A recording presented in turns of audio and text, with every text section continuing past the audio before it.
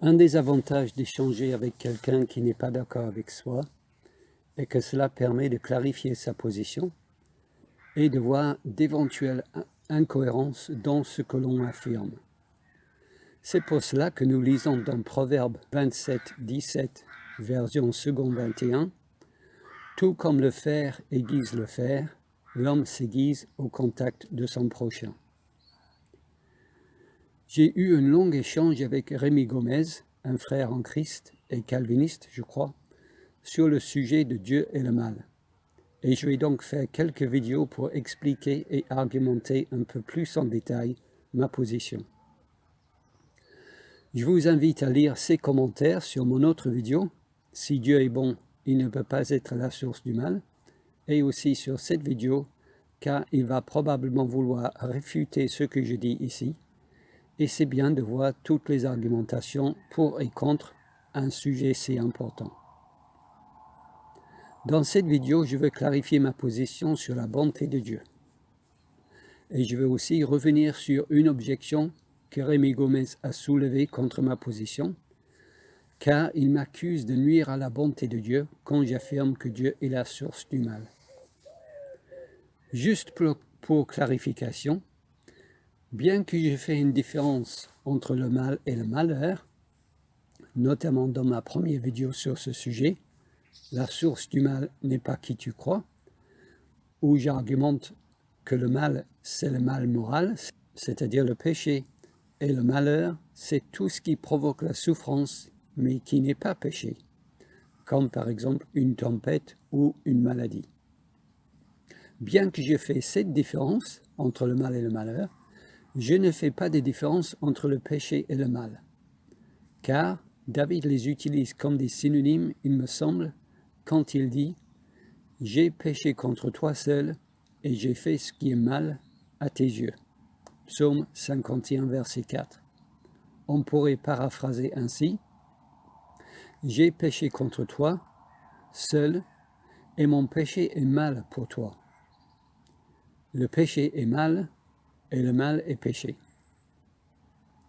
La seule distinction que je pourrais faire est de considérer le mal comme le péché continu ou le péché sans limite. Dans tous les cas, j'utilise les mots péché et mal comme des synonymes dans cette vidéo et plus généralement dans cette série. Premier point, la bonté de Dieu. Concernant la bonté et la sainteté de Dieu, je veux dire encore une fois que je crois que c'est Dieu qui définit ce qu'est le bien. C'est Dieu qui définit ce qui est le bien. Et le bien absolu, c'est sa nature. Autrement dit, la loi à laquelle Dieu obéit, si je peux parler ainsi, la loi à laquelle Dieu obéit est sa nature, c'est-à-dire à lui-même. Dieu obéit à lui-même. Dieu se comporte comme Dieu. En langage biblique, cela donne « Dieu est fidèle à lui-même » ou « Dieu ne peut pas se renier lui-même ». Bref, Dieu est Dieu.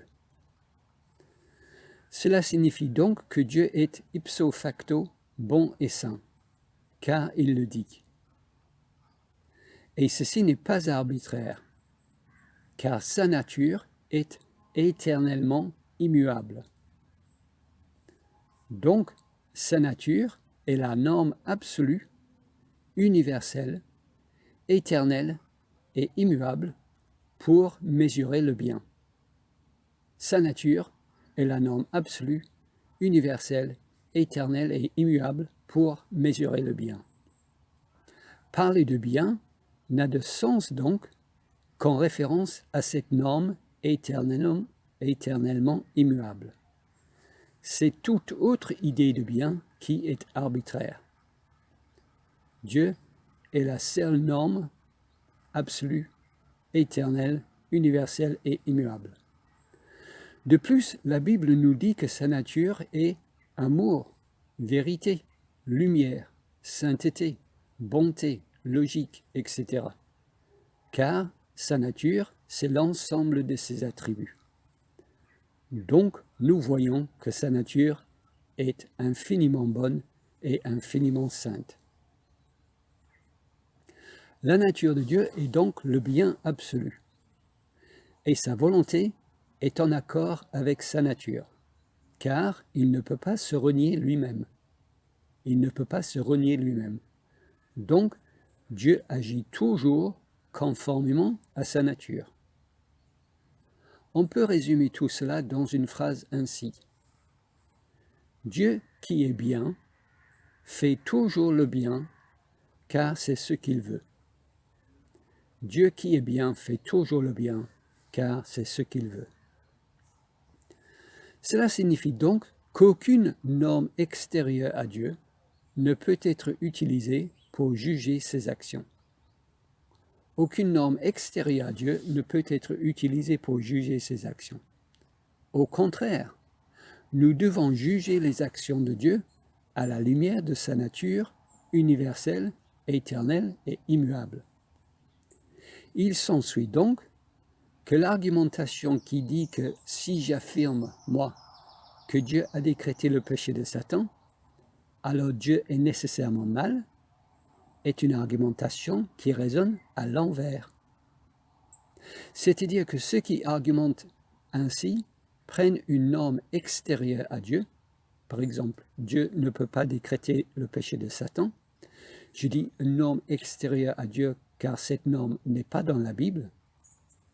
Ils prennent une norme extérieure à Dieu et l'imposent à Dieu. Ensuite, ils déclarent que Dieu l'a transgressé selon ma position. Car je dis en effet que Dieu a décrété le péché de Satan. Il dit que Dieu l'a transgressé selon ma position, et donc que ma position fait de Dieu un pécheur, et donc que j'ai tort. Ce raisonnement est clairement un raisonnement à l'envers. Pour ma part, je raisonne ainsi. Dieu est bon et saint par définition. Et donc tout ce qu'il fait est bon et saint. Et la preuve irréfutable que nous avons pour savoir que tout ce qu'il fait est bon et saint est parce qu'il le fait. La preuve irréfutable que nous avons pour savoir que tout ce qu'il fait est bon et saint est parce qu'il le fait. La norme infaillible que nous avons pour juger les actions de Dieu est de savoir que tout ce qu'il fait est bon et saint et parce qu'il le fait. Voilà mon raisonnement, voilà un raisonnement biblique. Je ne vois pas comment on peut m'accuser de nuire à sa bonté et à sa sainteté avec de telles présuppositions et un tel raisonnement. C'est pour cela que dans un commentaire pour Rémi Gomez, j'ai mis mon raisonnement en forme de prémisse ainsi pour que cela soit le plus clair possible. Prémisse 1, Dieu est infiniment bon et saint. Prémisse 2, Dieu décrète les péchés de ses créatures. Actes, chapitre 4. Conclusion, décréter les péchés de ses créatures est infiniment bon et saint. J'aimerais qu'on me démontre avec de telles prémices et un tel raisonnement comment je nuis à la bonté et à la sainteté de Dieu. Deuxième point, le mal en Dieu. J'anticipe ici une objection possible à mon argumentation. Je ne pense pas qu'un calviniste peut sérieusement contester mes prémices que Dieu est infiniment bon et que Dieu décrète les péchés de ses créatures. Il s'ensuit donc qu'il est logiquement obligé d'accepter que ma conclusion est une inférence valide de mes prémices. Il est possible donc que certains de ces chrétiens diront que certes, j'ai prouvé que Dieu décrète les péchés de ses créatures, mais je n'ai pas prouvé que Dieu est la source du mal. Car, dirait-il, décréter le mal n'est pas la même chose qu'être la source du mal. Décréter le mal n'est pas la même chose qu'être la source du mal. Je veux donc montrer maintenant que puisque Dieu décrète le mal, il est forcément la source du mal, ce qui me permettra aussi de répondre à l'objection de Rémi Gomez. Quand j'affirme que Dieu est la source du mal, ou la cause du mal, car pour moi, source et cause sont des quasi synonymes dans ce contexte, quand j'affirme que Dieu est la source du mal, ce que je présuppose est que Dieu est souverain sur tout, que Dieu contrôle tout, maîtrise tout, et donc que tout vient de lui. Ceci est le calvinisme amené à sa conclusion logique, tout simplement. Je crois donc que tout ce qui arrive est décrété par Dieu. Pour voir un exemple de ce principe, on peut regarder dans le passage d'Ésaïe 46. Dans ce passage, Dieu dénigre les idoles et Dieu revendique le fait d'être le seul vrai Dieu. C'est donc un passage où Dieu parle de lui-même et où il donne quelques raisons qui prouvent qu'il est le seul vrai Dieu. Car je suis Dieu et il n'y en a point d'autre. Je suis Dieu et nul n'est semblable à moi. J'annonce dès le commencement ce qui doit arriver, et longtemps d'avance ce qui n'est pas encore accompli. Je dis, mes arrêts subsisteront, et j'exécuterai toute ma volonté. C'est moi qui appelle de l'Orient un oiseau de proie, d'une terre lointaine un homme pour accomplir mes desseins. Je l'ai dit et je le réaliserai, je l'ai conçu et je l'exécuterai. Dans ce passage, Dieu dit qu'une des choses qui prouvent qu'il est Dieu est qu'il prédit correctement l'avenir, contrairement aux idoles. J'annonce dès le commencement ce qui doit arriver et longtemps d'avance ce qui n'est pas encore accompli. Contrairement à l'idée véhiculée dans certains livres et certains films, le futur ou l'avenir n'est pas un lieu vers lequel nous nous acheminons comme un train sur des rails. L'avenir n'est pas un état ou une dimension qui existe et que Dieu observe pour savoir ce qui va se passer. Le futur n'existe pas.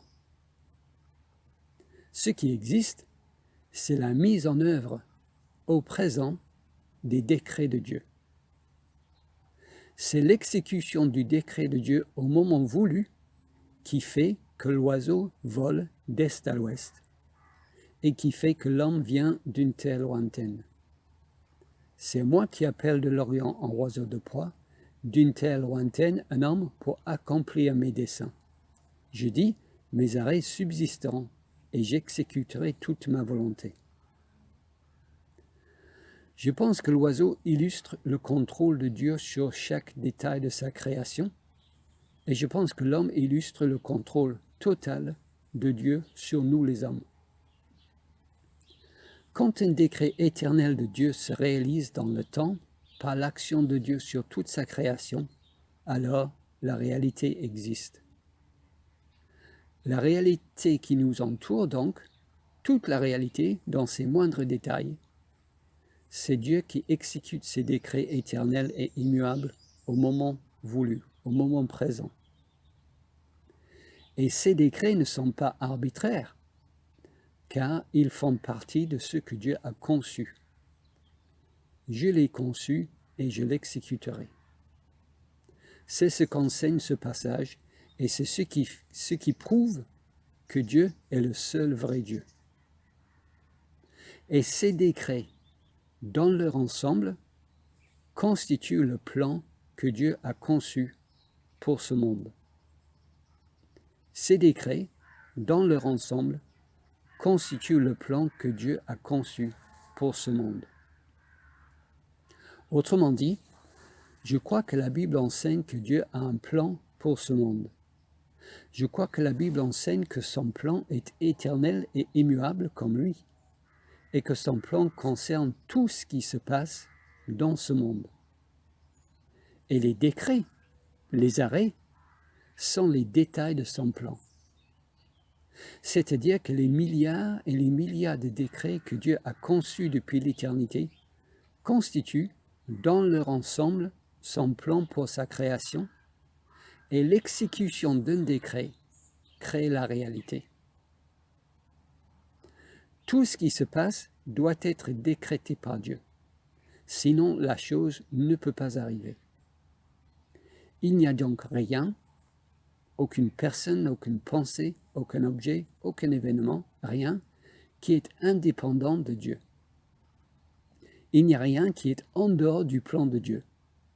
Car pour qu'une chose arrive, il faut que cette chose soit d'abord conçue par Dieu et ensuite exécutée par Dieu. Je l'ai conçue et je l'exécuterai. On me demandera peut-être, mais quelle est cette étrange nouveauté? Quelle est cette étrange doctrine?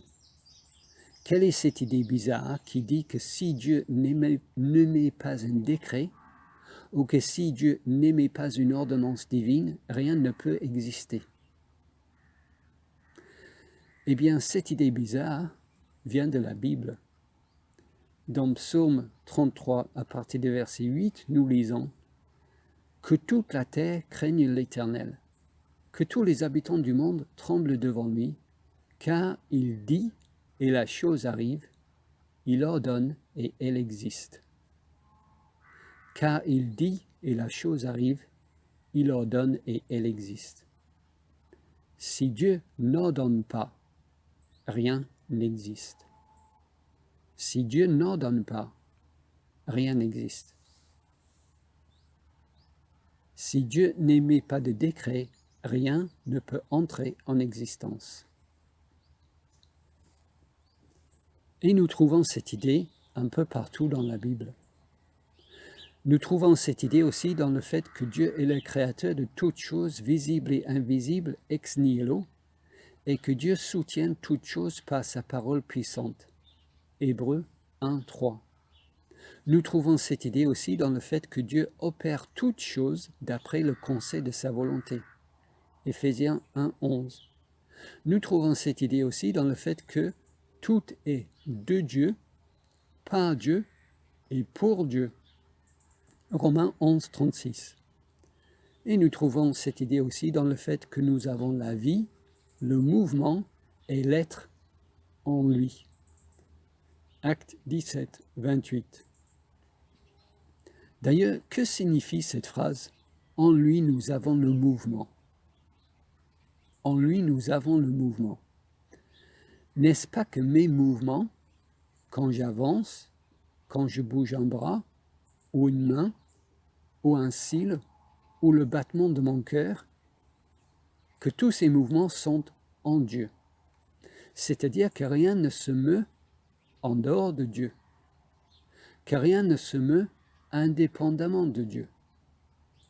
Je crois en effet que ce verset enseigne que rien ne vit, et rien ne bouge, et rien n'existe en dehors de Dieu, c'est-à-dire indépendamment de la volonté de Dieu, c'est-à-dire indépendamment de son plan, c'est-à-dire indépendamment de ses décrets.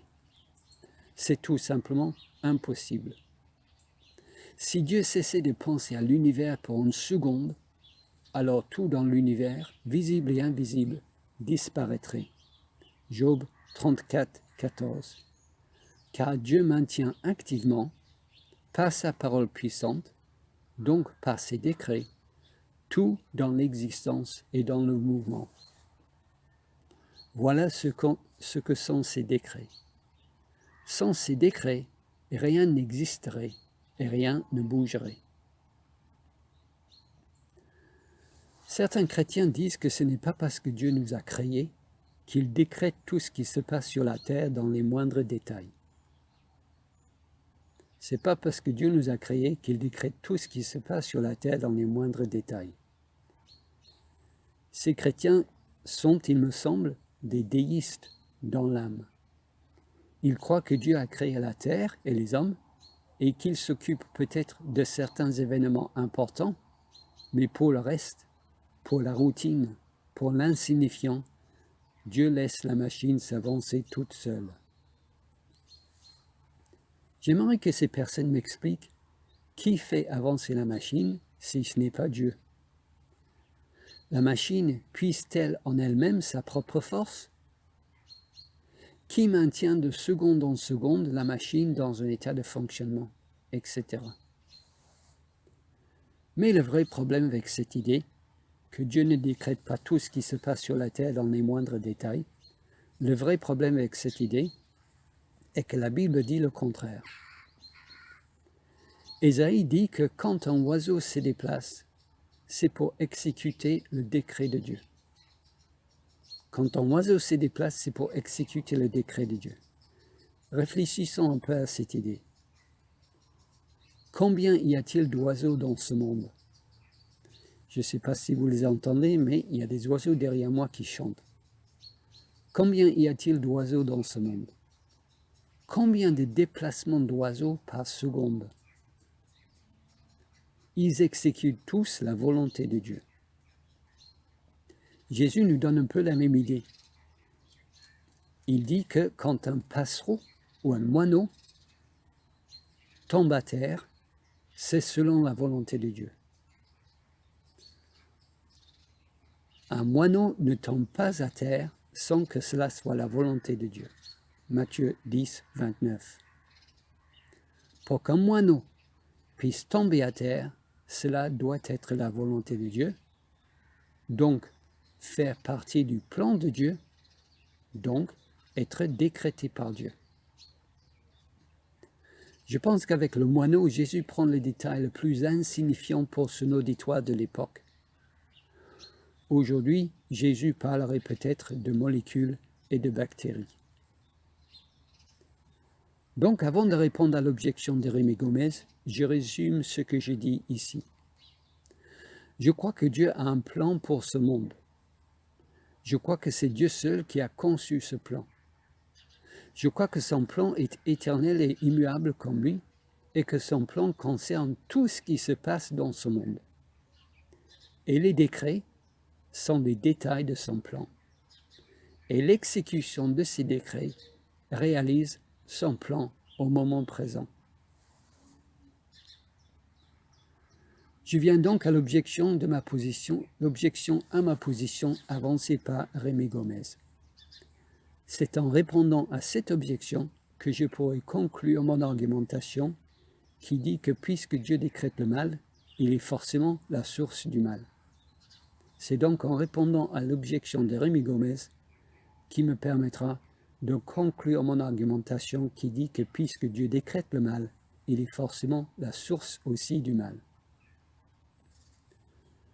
Dans un commentaire sur la vidéo « Si Dieu est bon, il ne peut pas être la source du mal », Rémi Gomez me reproche d'insinuer que le mal est en Dieu.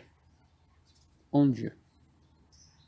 Il dit que si j'affirme que Dieu est la source du mal, alors cela signifie que le mal est en Dieu. Il n'a pas expliqué ce qu'il voulait dire par « en Dieu », ni pourquoi ce serait mauvais que le mal soit en Dieu. Il a présupposé, et je suis censé deviner le sens et la raison. Je pense qu'il y a une charge émotionnelle dans cette phrase qui est censée faire son effet. Car quand on dit que le mal est en Dieu, on pense au ver dans la pomme ou au cancer dans un corps humain, etc. Je trouve que ce type d'objection est utilisé assez souvent contre ma position. Je veux donc dire ici que l'émotion n'est pas une argumentation. L'émotion n'est pas une argumentation. Ce n'est pas parce qu'une idée nous semble injuste ou désagréable ou nous rend triste que cela prouve qu'elle est fausse. On prouve qu'elle est fausse en citant la Bible ou en déduisant des vérités contradictoires à partir de la Bible. Si ma position vous rend triste ou mal à l'aise, personnellement, je crois que la seule chose que cela prouve est que, sur ce point, vous n'êtes pas biblique. En tout cas, ce type d'appel aux émotions me laisse de marbre. Venons-en à l'objection de Rémi Gomez. Si j'affirme que Dieu est la source du mal, alors cela signifie que le mal est en Dieu. Cette expression « en Dieu » est ambiguë. Il ne l'a pas expliqué, Donc, je la comprends de deux façons différentes. Premier sens, le mal est en Dieu, car le mal fait partie de sa nature, c'est-à-dire de l'ensemble de ses attributs. Je pense que c'est de cette façon-là que je dois comprendre son argumentation que si Dieu est la source du mal, alors cela signifie que le mal est en Dieu. Voici comment je comprends donc l'objection de Rémi Gomez. Si tu dis que Dieu est la source du mal, alors tu dis par implication que le mal est en Dieu, c'est-à-dire que le mal est un attribut de Dieu ou que le mal fait partie de la nature de Dieu et touche donc tous ses attributs. Dire que le mal fait partie de la nature de Dieu est un grand péché. Ta position est donc manifestement fausse. Voilà comment je comprends son objection. Voici ma réponse à cette objection. Il faut prouver, en citant la Bible, qu'affirmer que Dieu est la source du mal signifie que le mal fait partie de la nature de Dieu. Il faut le prouver en citant la Bible. Car moi, j'affirme le premier, mais je nie le deuxième. Je ne crois pas que le mal fait partie de la nature de Dieu, évidemment. Je viens d'expliquer que Dieu est par définition bon et saint. Je ne dis donc pas que le mal est en Dieu dans le sens où le mal fait partie de sa nature. C'est impossible, car Dieu est par définition bon et saint. Il est donc évident que ma position affirme que le mal ne fait pas partie de la nature de Dieu.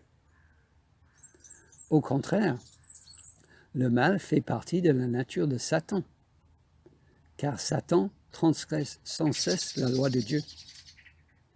Mais le mal ne peut pas faire partie de la nature de Dieu, car Dieu ne peut transgresser aucune loi, car, comme je l'ai dit plus haut, la loi, c'est lui. La loi, c'est ce qu'il fait. Et Dieu ne transgresse pas sa nature, car il ne peut se renier lui-même. Je veux dire par là que Dieu ne pense jamais une pensée qui va à l'encontre de sa nature. Par exemple, Dieu ne pense jamais qu'il n'est pas Trinité. Dieu ne pense jamais une pensée qui va à l'encontre de sa nature, car il ne peut se renier lui-même.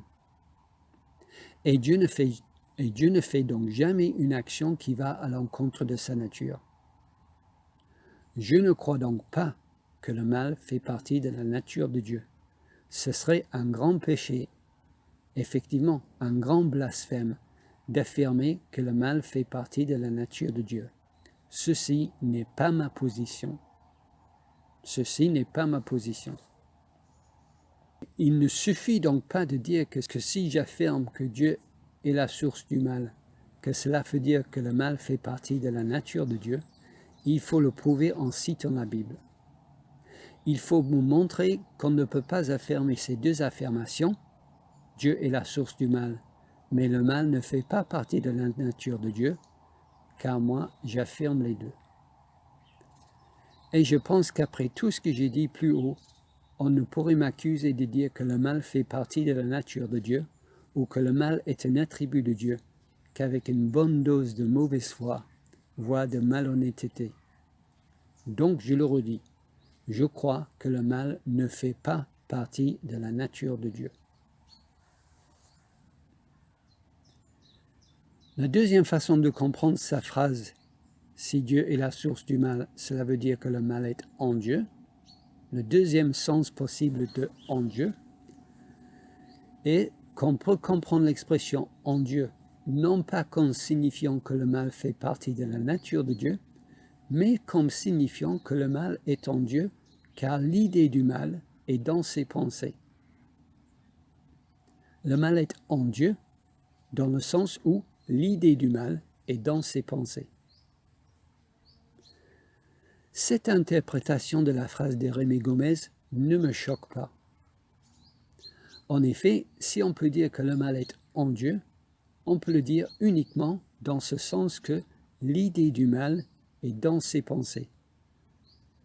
car Dieu sait ce qui est dans son plan, car c'est lui qui a formé son plan. Nous avons vu dans Ésaïe qu'il dit « Je l'ai dit et je le réaliserai, je l'ai conçu et je l'exécuterai ». C'est Dieu qui a formé, qui a conçu son plan. Donc, puisque c'est Dieu qui a formé son plan, cela signifie que tout ce qui est dans son plan vient de l'intelligence des pensées de Dieu. Tout ce qui existe fait partie du plan de Dieu. Donc existe à cause des décrets de Dieu. Donc existe dans les pensées de Dieu. Donc vient de Dieu. Et son plan comprend le bien et aussi le mal. L'idée du mal est en Dieu, car l'idée du mal est dans le plan éternel et immuable de Dieu, donc dans les pensées de Dieu depuis l'éternité. Par exemple, Dieu a décrété les détails du plan pour le meurtre de son Fils unique. Nous lisons dans Actes chapitre 4, à partir du verset 26, « Les rois de la terre se sont soulevés, et les princes se sont ligués contre le Seigneur et contre son roi. En effet, contre ton saint serviteur Jésus que tu as roi, Hérode et Ponce Pilate se sont ligués dans cette ville avec les nations et avec les peuples d'Israël pour faire tout ce que ta main et ton conseil avaient arrêté d'avance. Pour faire tout ce que ta main et ton conseil avaient arrêté d'avance. Pour former ce plan, Dieu devait le concevoir. Ce plan, pour le meurtre de son Fils unique, ce plan est venu de l'intelligence, des pensées, de la sagesse de Dieu. Donc Dieu avait un plan avant la création de ce monde, et ce plan comprend un meurtre.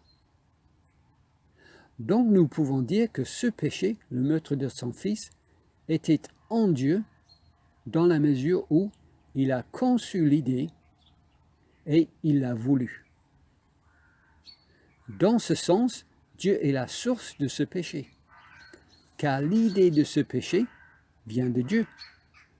Et le décret pour l'exécution de ce péché vient de Dieu, et de Dieu seul. Et dans ce sens aussi, l'idée de ce péché est en Dieu depuis toujours. L'idée de ce péché est en Dieu depuis toujours.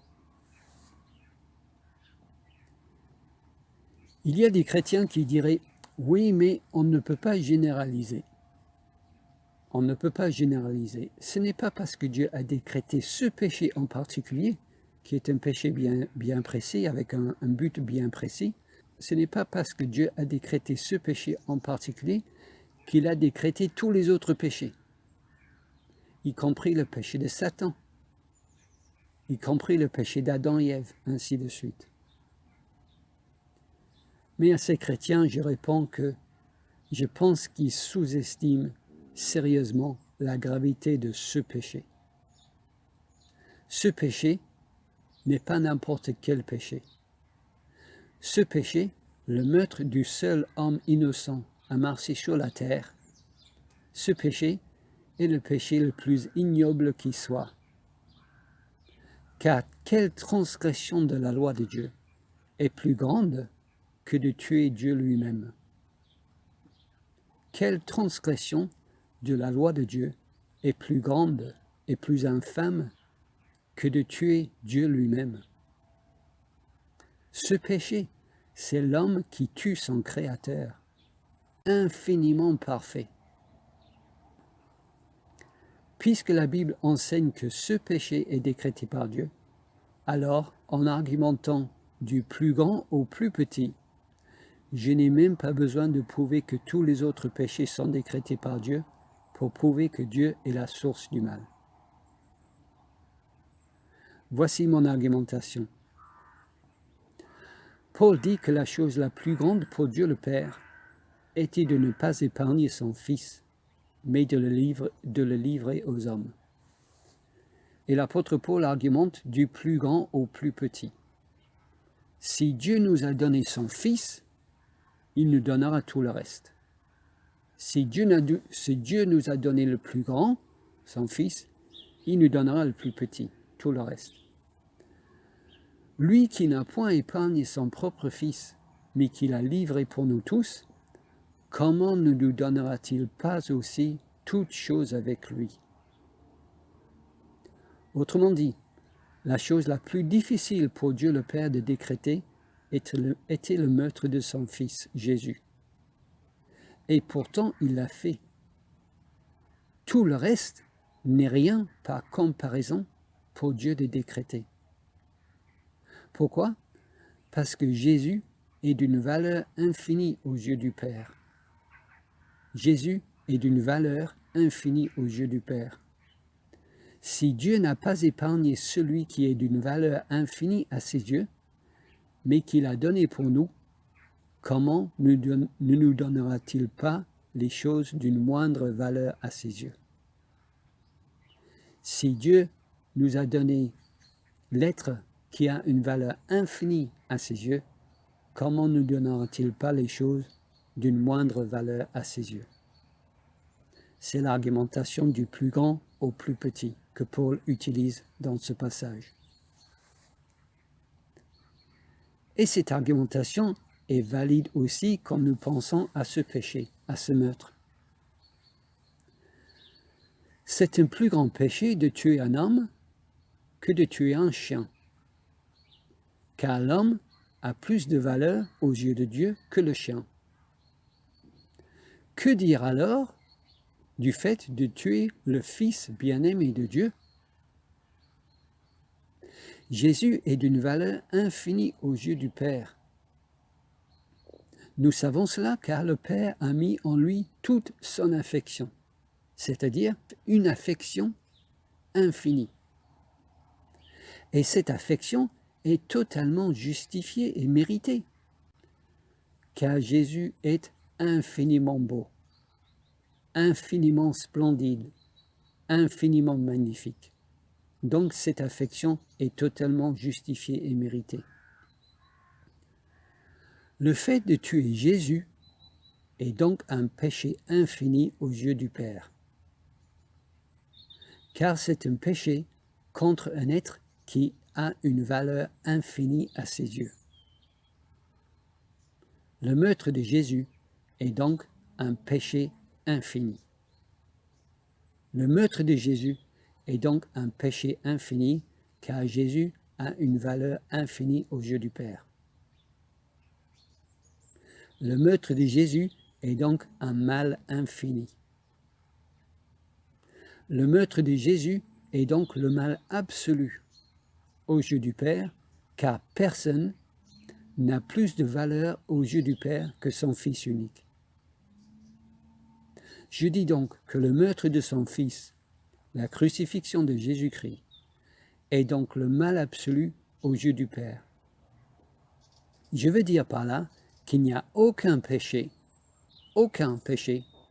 plus horrible, aucun autre péché plus grave que ce péché aux yeux du Père. Et ce mal absolu, le péché le plus ignoble qui soit, ce péché infini fait partie du plan éternel de Dieu.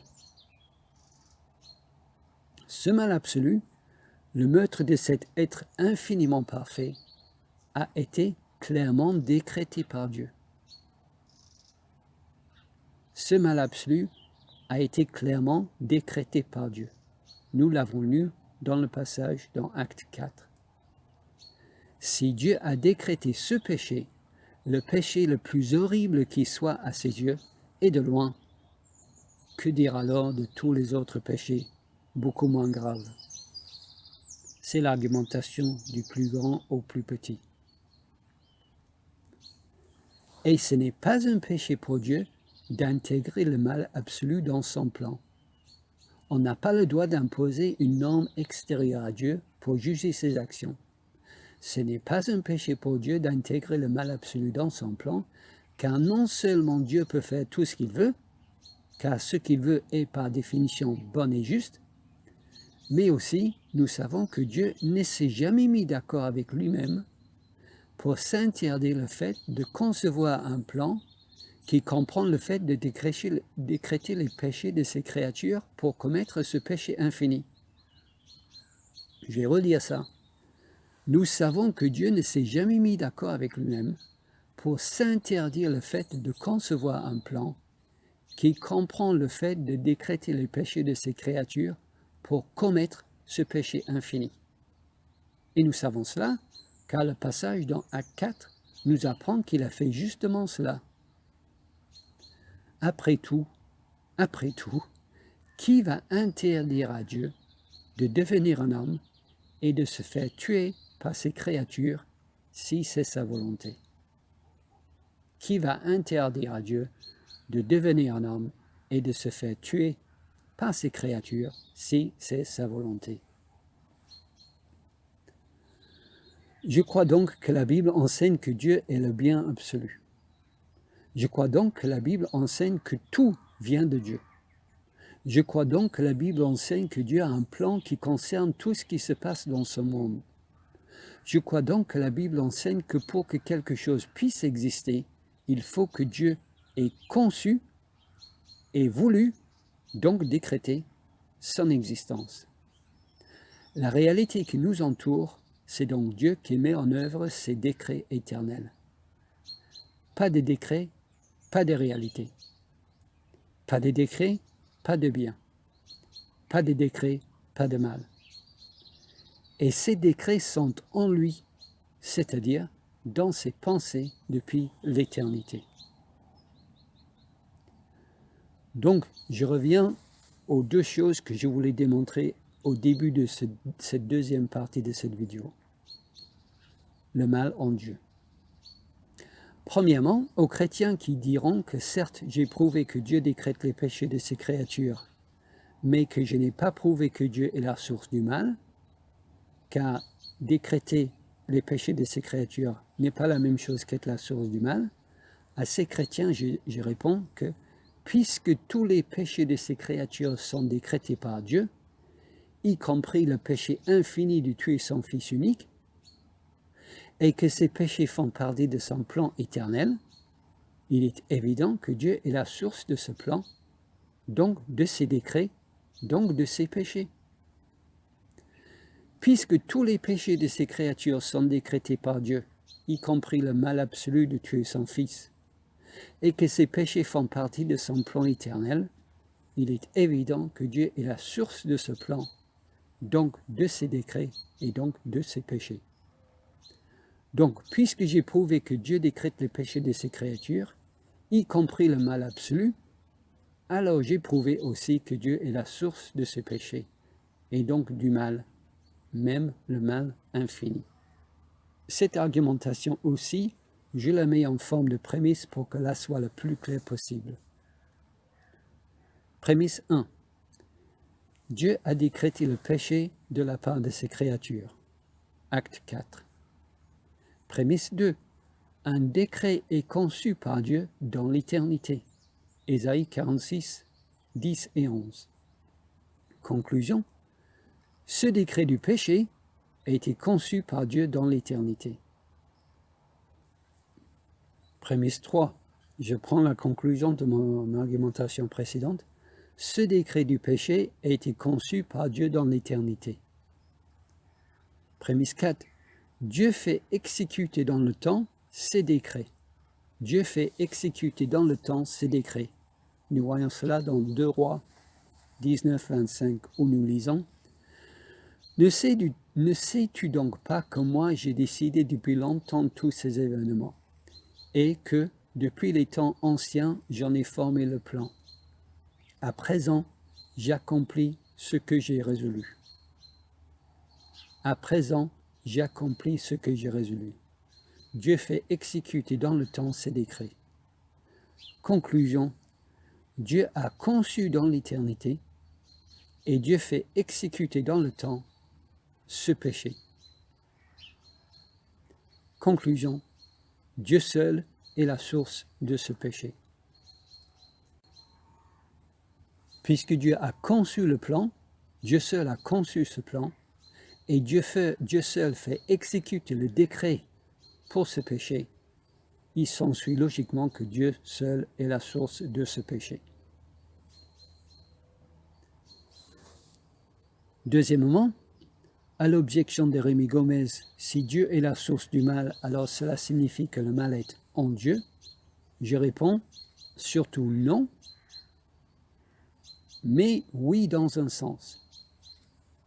Surtout non, le mal ne fait pas partie de la nature de Dieu. Quand on dit que le mal est en Dieu, c'est faux de dire que le mal fait partie de la nature de Dieu, car Dieu est par définition le bien absolu. La Bible nous enseigne que sa nature est bonté et sainteté, que ses yeux sont même trop purs pour regarder le péché. Donc non, le mal ne fait pas partie de la nature de Dieu. Cependant, l'idée du mal est en Dieu, car Dieu a conçu un plan depuis l'éternité, et selon la Bible, ce plan comprend le mal. Dieu a intégré dans son plan l'idée de faire transgresser ses lois par ses créatures depuis toujours. L'idée de faire transgresser ses lois est donc en lui depuis toujours. Et puisque le fait de transgresser ses lois est mal, l'idée du mal est donc en lui depuis toujours. Et puisque dans ces transgressions par ses créatures, il y a le meurtre de son Fils unique, l'idée du mal absolu, l'idée du péché infini, est en Dieu depuis toujours. L'idée du mal est donc dans ses pensées depuis toujours. Dans ce sens, cela ne me choque pas de dire que le mal est en Dieu depuis toujours, à condition de comprendre le mal par l'idée du mal et de comprendre en Dieu par dans les pensées de Dieu ou dans le plan de Dieu. Dans ce sens, cela ne me choque pas de dire que le mal est en Dieu depuis toujours, à condition de comprendre le mal par l'idée du mal et de comprendre en Dieu par dans les pensées de Dieu ou dans le plan de Dieu. Et pour conclure, tout comme Dieu a décrété le mal absolu dans son plan, le meurtre de son Fils unique, il a aussi décrété que la mort de son Fils unique à la croix soit la fin du règne du mal. Tout comme Dieu a décrété le mal absolu dans son plan, il a aussi décrété que la mort de son Fils unique à la croix soit la fin du règne du mal. C'est Jésus à la croix qui, dans ce plan de Dieu, triomphe du mal. Nous lisons donc Colossiens 2,15. Il, Jésus, a dépouillé les dominations et les autorités et les a livrées publiquement en spectacle en triomphant d'elles par la croix. Et nous lisons dans 1 Jean 3,8, le Fils de Dieu a paru afin de détruire les œuvres du diable. C'est la mort du Fils à la croix qui sonne la fin du règne du mal. Dans ce plan que Dieu a conçu, c'est l'acte du péché le plus ignoble qui soit, qui conduit à l'acte qui détruira le péché. C'est l'acte du péché le plus ignoble qui soit, qui conduit à l'acte qui détruira le péché. Dans ce plan que Dieu a conçu, c'est le meurtre du Fils de Dieu qui conduit à la défaite du péché par la mort et la résurrection de ce même Fils. Le plus grand péché imaginable conduit donc aux plus grandes bénédictions imaginables pour nous. Le plus grand péché imaginable conduit donc aux plus grandes bénédictions pour nous. Le plus grand mal conduit donc au plus grand bien pour nous. Le mal absolu conduit donc à notre bonheur absolu. C'est pour cette raison que décréter le péché de ces créatures était de la part de Dieu un acte d'une infinie bonté pour nous. C'est pour cette raison que décréter les péchés de ses créatures était de la part de Dieu un acte d'une infinie bonté pour nous.